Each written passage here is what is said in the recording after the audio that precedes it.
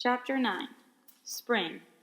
It seeped unseen into the waiting red earth in early March, softening the hard ground for the coming plow and awakening life that had lain gently sleeping through the cold winter.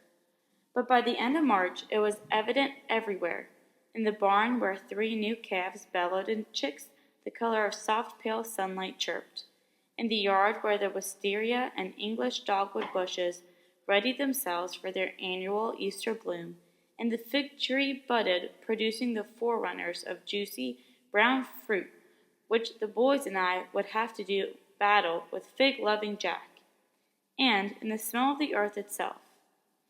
Rain-drenched, fresh, vital, full of life, spring enveloped all of us.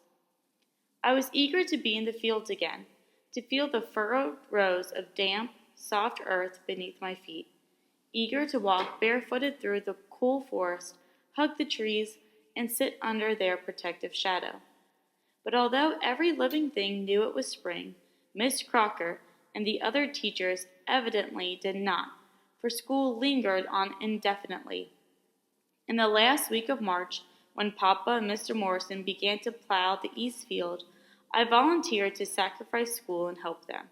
My offer was refused, and I trudged wearily to school for another week.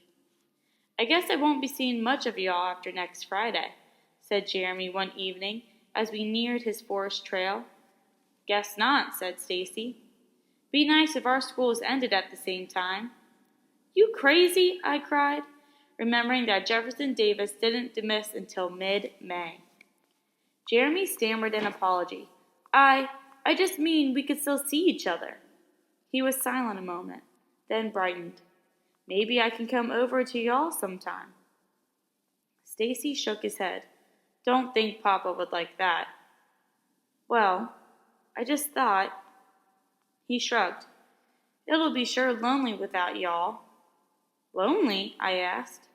"With all them brothers and sisters you got?" Jeremy frowned.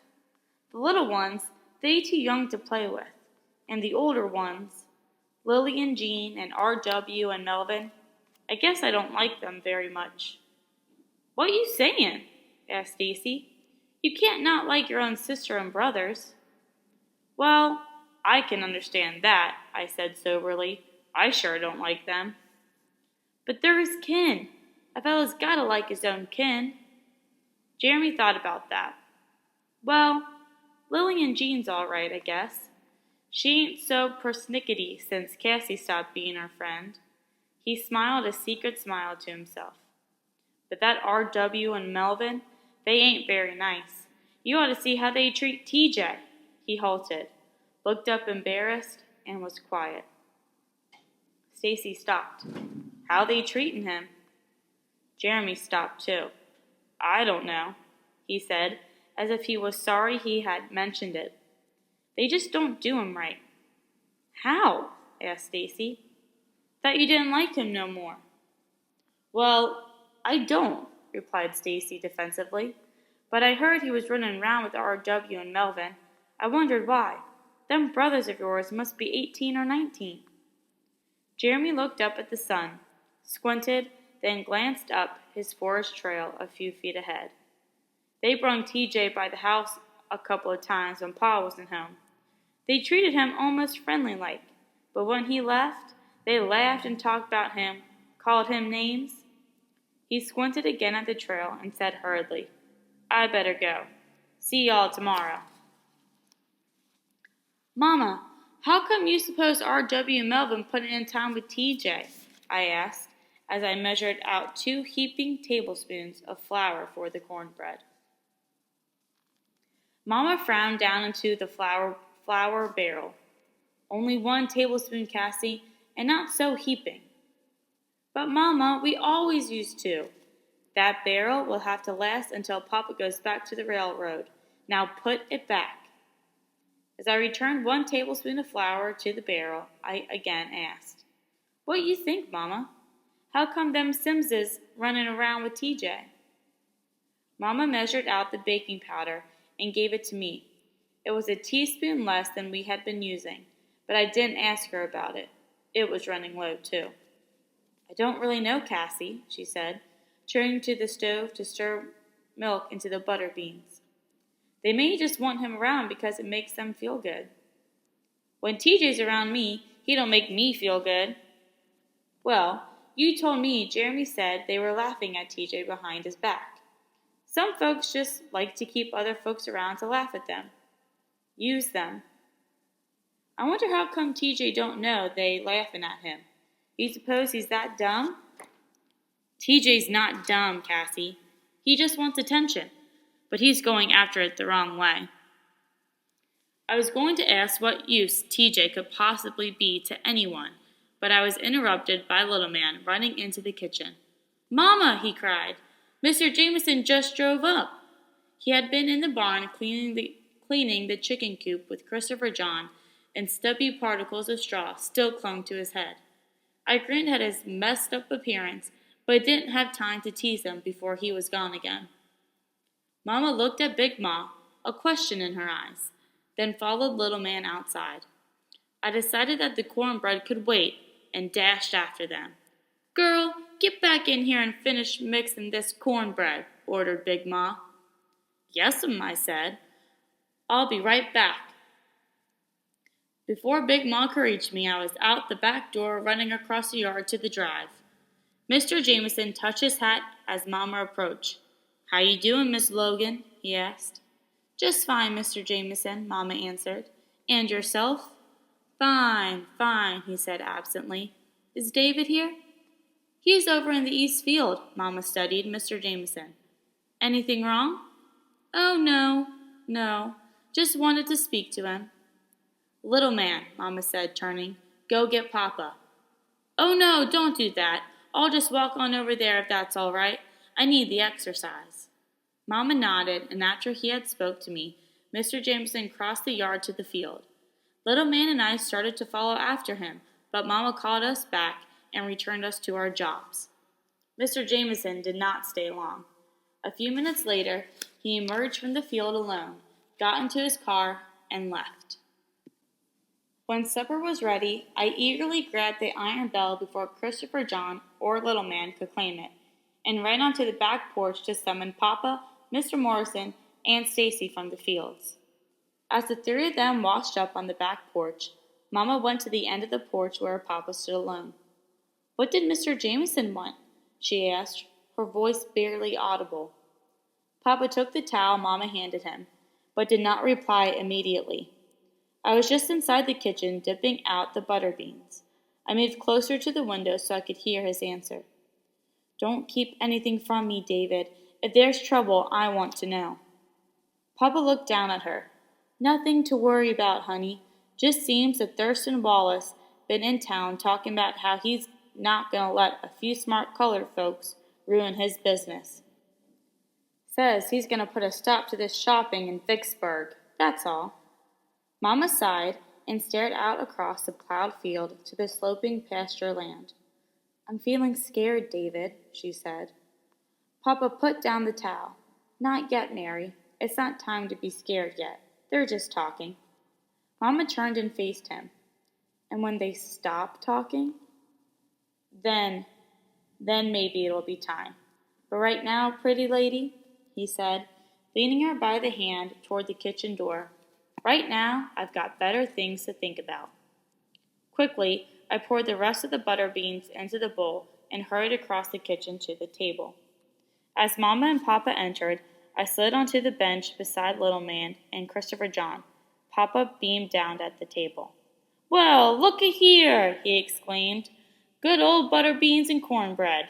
You better come on, Mr. Morrison. You too, son," he called. "These women folks done gone and fixed us a feast." After school was out, spring drooped quickly toward summer, yet Papa had not left for the railroad. He seemed to be waiting for something, and I secretly hoped that whatever that something was, it would never come so that he would not leave. But one evening, as he, Mama, Big Ma, Mr. Morrison, and Stacy sat on the front porch while Christopher John, Little Man, and I dashed around the yard chasing fireflies, I overheard him say, "Sunday I'm gonna have to go. Don't want to, though. I got this gut feeling it ain't over yet. It's too easy."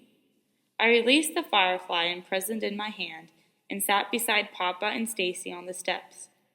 "Papa, please," I said, leaning against his leg, "don't go this year." Stacy looked out into the following night. His face resigned and said nothing. Papa put out his large hand and caressed my face. "Got to, Cassie girl," he said softly. "Baby, there's bills to pay, and ain't no money comin' in. Your mama's got no job come fall, and there's the mortgage and next year's taxes to think of." "But, Papa, we planted more cotton this year. Won't that pay the taxes?" Papa shook his head. "With Mr. Morrison here, we was able to plant more, but that cotton is for living on. The railroad money is for the taxes and the mortgage." I looked back at Mama, wanting her to speak, to persuade him to stay, but when I saw her face, I knew that she would not. She had known he would leave, just as we all had known. "Papa, just another week or two, couldn't you?" "I can't, baby. May have lost my job already." "But, Papa—" "Cassie, that's enough now," Mama said from the deepening shadows. I grew quiet, and Papa put his arms around Stacy and me, his hands falling casually over our shoulders. From the edge of the lawn where Little Man and Christopher John had ventured after lightning bugs, Little Man called, "Somebody's coming!" A few minutes later, Mr. Avery and Mr. Lanier emerged from the dusk and walked up the sloping lawn. Mama sent Stacy and me to get more chairs for the porch, but we settled back beside Papa, still sitting on the steps, his back propped against a pillar, facing the visitors. "You going up to the store tomorrow, David?" Mr. Avery asked after all the amenities had been said. Since the first trip in January, Mr. Morrison had made one other trip to Vicksburg, but Papa had not gone with him. Papa motioned to Mr. Morrison. "Mr. Morrison and me going the day after tomorrow. Your wife brought down that list of things you need yesterday." Mr. Avery cleared his throat nervously. It's that list I come about, David. I don't want them things no more." The porch grew silent. When no one said anything, Mr. Avery glanced at Mr. Lanier, and Mr. Lanier shook his head and continued. "Mr. Granger making it hard on us, David. Said we gonna have to give him 60% of the cotton instead of 50. Now that the cotton's planted and it's too late to plant more, don't suppose, though, that it makes much difference. The way cotton sells these days, seems the more we plant, the less money we gets anyways." Mr. Avery's coughing interrupted him, and he waited patiently until the coughing had stopped before he went on. "I'm gonna be hard put to pay that debt in Vicksburg, David, but I'm gonna. I want you to know that." Papa nodded, looking toward the road. "I suppose Montier and Harrison raised their percentages too," he said. "Montier did," replied Mr. Avery, "but far as I know, Mr. Harrison ain't. He's a decent man." "That does it," Mama sighed wearily. Papa kept looking out into the darkness. 40%. I expect a man used to living on 50 could live on 40, if he wanted to hard enough. Mr. Avery shook his head. "Time's too hard." "Times are hard for everybody," Papa said. Mr. Avery cleared his throat. "I know. I feel real bad about what TJ done." "I wasn't talking about that," said Papa flatly. Mr. Avery nodded self-consciously, then leaned forward in his chair and looked out into the forest. But that ain't all Mr. Granger said. Said, too, we don't give up this shopping in Vicksburg, we can just get off his land. Says he tired of us stirring up trouble against decent white folks. Then them Wallaces, they come by my place, Brother Lanners, and everybody's on this thing that owes them money. Said we can't pay our debts, they gonna have the sheriff out to get us. Put us on the chain gang to work it off." "Oh, good Lord!" exclaimed Big Ma. Mr. Lanier nodded and added, "Gotta go up to that store by tomorrow to show good faith." Mr. Avery's coughing started again, and for a while there was only the coughing and the silence. But when the coughing ceased, Mr. Lanier said, "I pray to God there was a way we could stay in this thing, but we can't go on no chain gang, David." Papa nodded. "Don't expect you to, Silas." Mr. Avery laughed softly. "We sure had 'em going for a time, though, didn't we?" "Yes," agreed Papa quietly. "We sure did." When the man had left, Stacy snapped. "They got no right pullin' out. Just 'cause them Wallaces threatened them one time, they go jumping all over themselves to get out, like a bunch of scared jackrabbits." Papa stood suddenly and grabbed Stacy upward. "You boy, don't you get so grown up go talking about more than you know. Them men, they doin' what they've gotta do. You got any idea what a risk they took just to go shopping in Vicksburg in the first place? They go on that chain gang and their families got nothing. They'll get kicked off that plot of land they tend, and there'll be no place for them to go. You understand that?" Yes, sir," said Stacy. Papa released him and stared moodily into the night. "You were born blessed, boy, with land of your own. If you hadn't been, you'd cry out for it while you try to survive, like Mr. Lanier and Mr. Avery. Maybe even do what they doin' now. It's hard on a man to give up, but sometimes it seems there just ain't nothing else he can do." I'm sorry, Papa," Stacy muttered. After a moment, Papa reached out and draped his arm over Stacy's shoulder. "Papa," I said, standing to join them, "we given up too?" Papa looked down at me and brought me closer, then waved his hand toward the drive. "You see that fig tree over yonder, Cassie? Them other trees all around, that oak and walnut, they're a lot bigger and they take up more room and give so much shade they almost overshadow that little old fig. But that fig tree's got roots that run deep, and it belongs in that yard as much as that oak and walnut. It keeps on blooming, bearing good fruit year after year, knowing all the time it'll never get as big as them other trees.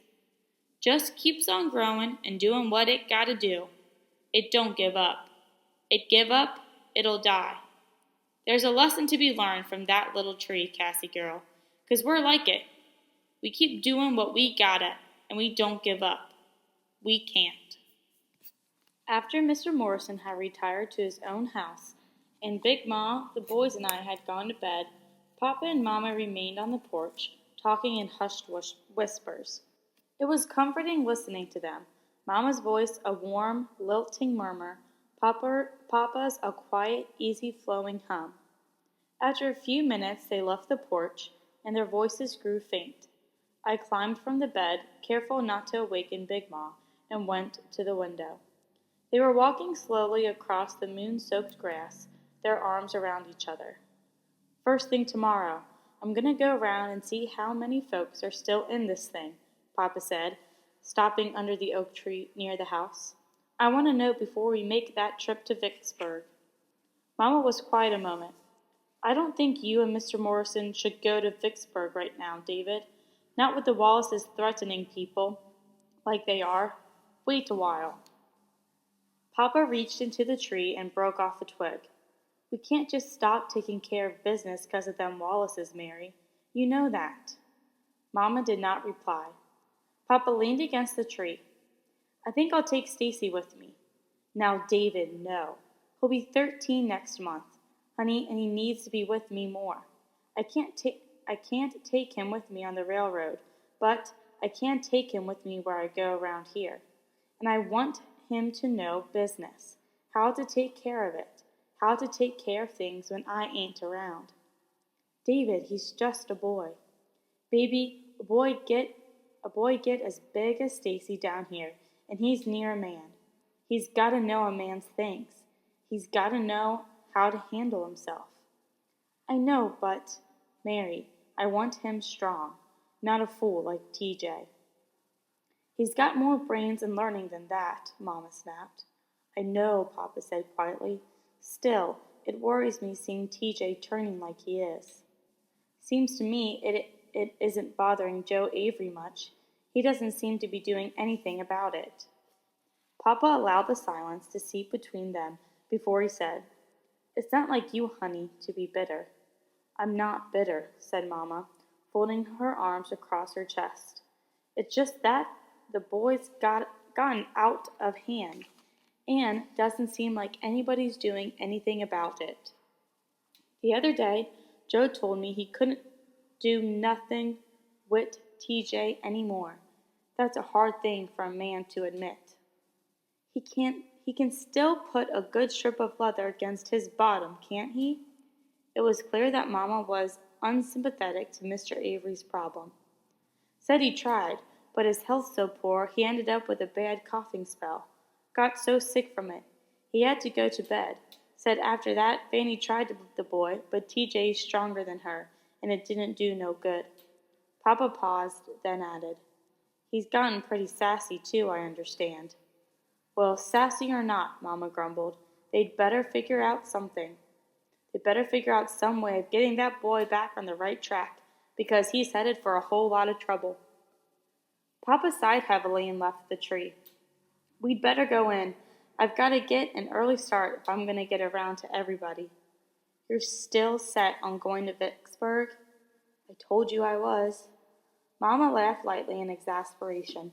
"Sometimes, David Logan, I wonder why I didn't marry sweet, quiet Ronald Carter or nice, mild Harold Davis." "Because, woman," Papa said, putting his arm around her, "you took one look at big, handsome me, and no one else would do."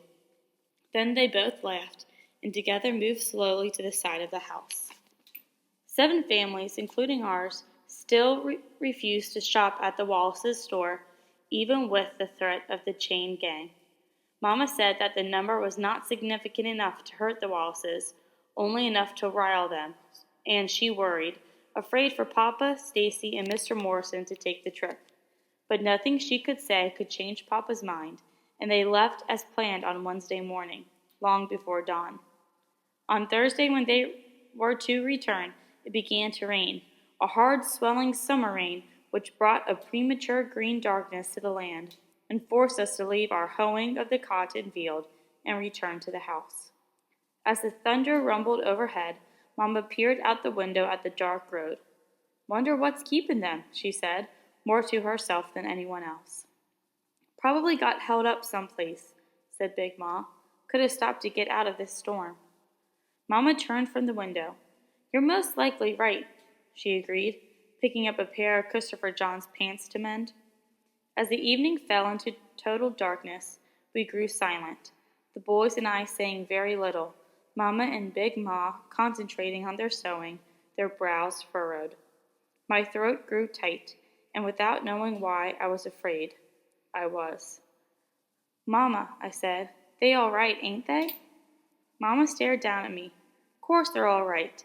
They're just late, that's all." "But, Mama, you suppose maybe somebody done—" "I think you children better go on to bed," Mama said, sharply, without letting me finish. "But I want to wait up for Papa," objected little man. "Me too," said sleepy Christopher John. "You'll see him in the morning. Now get to bed." Since there was nothing we could do but obey, we went to bed. But I could not sleep. A cold fear crept up my body, churning my stomach and tightening its grip on my throat. Finally, when I felt that I was going to be sick from it, I rose and padded silently into Mama and Papa's room. Mama was standing with her back to me, her arms folded, and Big Ma was still patching. Neither one of them heard the door swing open. I started to speak, but Mama was talking, and I decided not to interrupt her. "I've got a good mind to saddle a lady and go looking for them," she said. "Now, Mary, what good would that do?" Big Ma questioned. "You running round out there on the mare by yourself in this dark and rain?"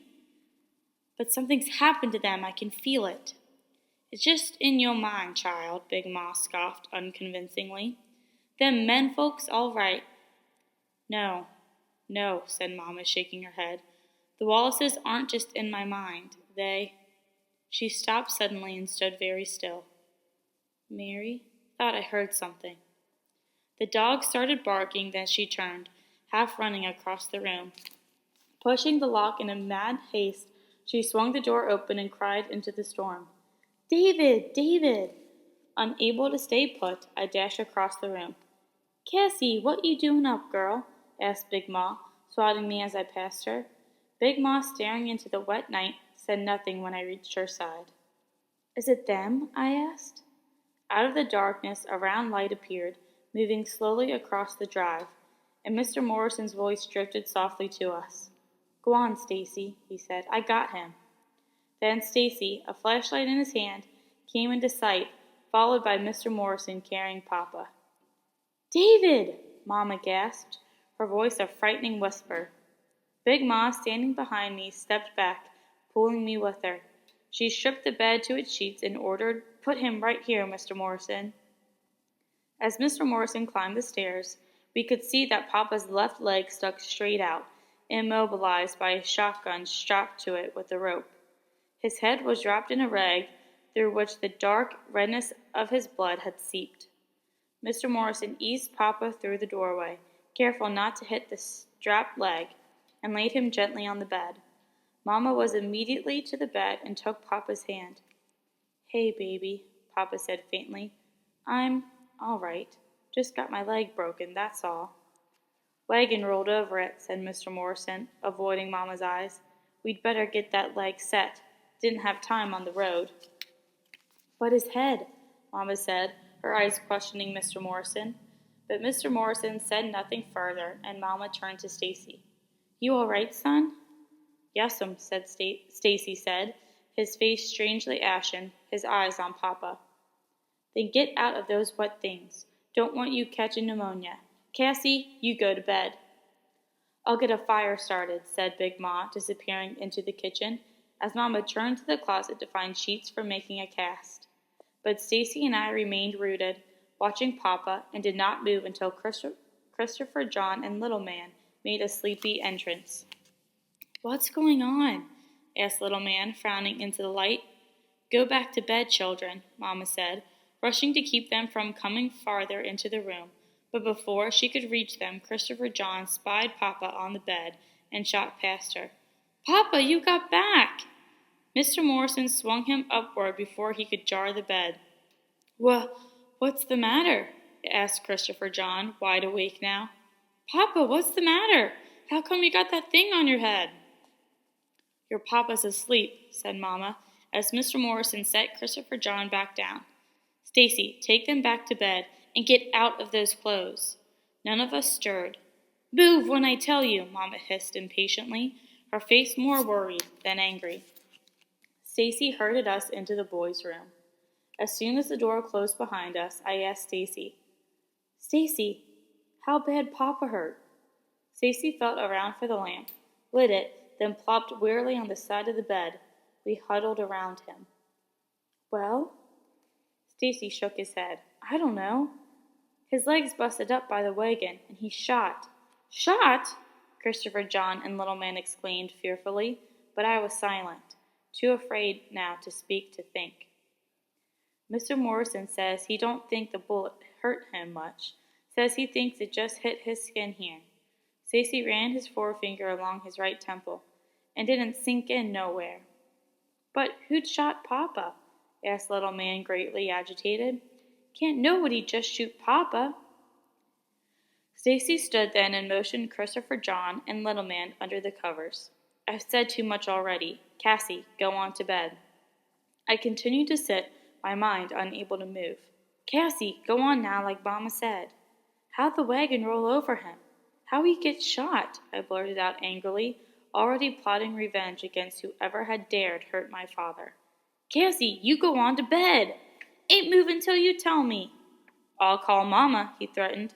She too busy, I said, folding my arms and feeling confident that he would tell the story.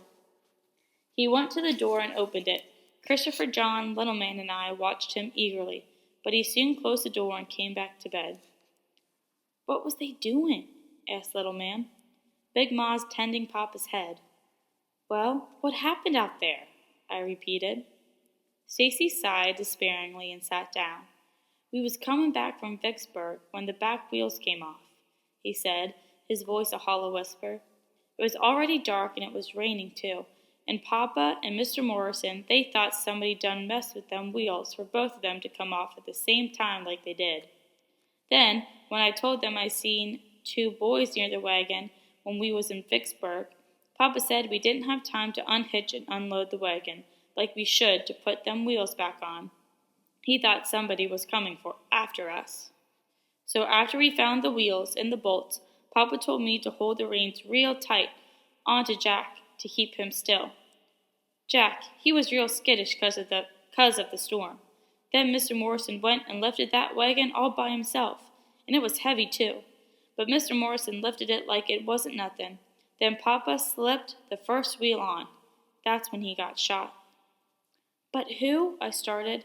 "A truck came up the road and stopped behind us while he was trying to get that wheel on.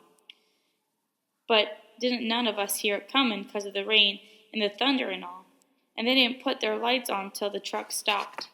Anyway, there was 3 men in that truck, and soon as Papa seen 'em, he reached for his shotgun.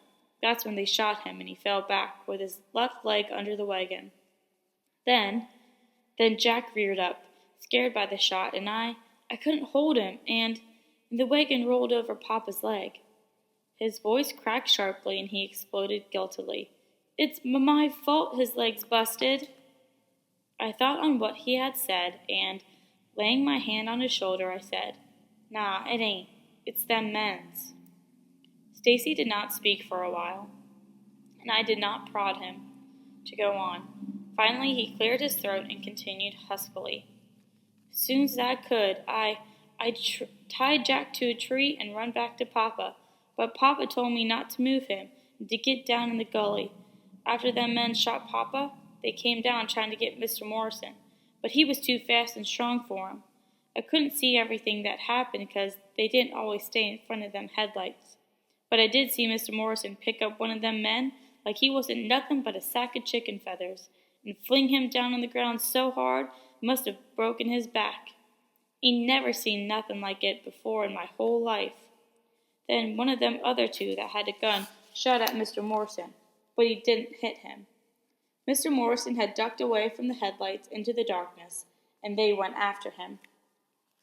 "Couldn't see nothing then," he said, glancing toward the door where Papa lay. "Heard bones cracking, heard somebody cursing and crying. Then I couldn't hear nothing but the rain, and I was real scared, afraid they'd killed Mr. Morrison." "But they didn't," reminded little man, his eyes bright with excitement. Stacy nodded. "Next thing I seen was a man coming real slow like into the headlights and pick up the man lying in the middle of the road, the one Mr. Morrison thrown down. He got him into the truck, then come back and helped the other one. That one looked like he had a broken arm.